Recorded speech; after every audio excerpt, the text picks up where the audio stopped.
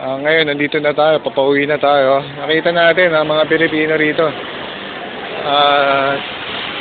Sinusundan natin ngayon itong babae kung saan nandito.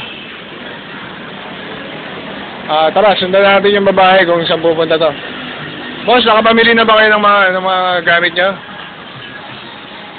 Yung mga ganyan, magkano inabot yan? 280. 280? Gusto mo ba mag-McDonald's? O, sundan natin yung babae. Ganda ng katawan, no? Grabe, oh, gigi.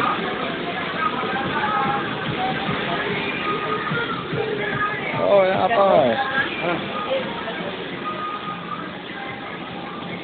Nakuha na ko si Miss Beautiful. Sinusundan po namin yung isang Pilipina. Titingnan natin kung may kasama siya o may iniintay siyang nobyo, no? Mukhang dito siya nagpunta. Hindi natin alam kung may mga motel dyan o may mga Pilipina, no? Pero susundan pa rin natin. Susundan ba natin, Mr. Pogi?